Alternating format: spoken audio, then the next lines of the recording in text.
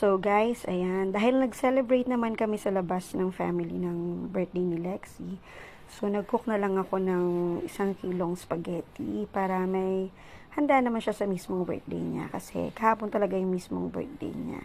So ayan, yan yung ginawa ko, mabilis na mabilis lang kasi dumalaw sa akin yung sister ko at ilang pamangkin ko para may mamerienda sila at syempre nagdala rin tayo ng konti sa ilang kapitbahay natin. Ayan. So, yan yung creamy spaghetti natin.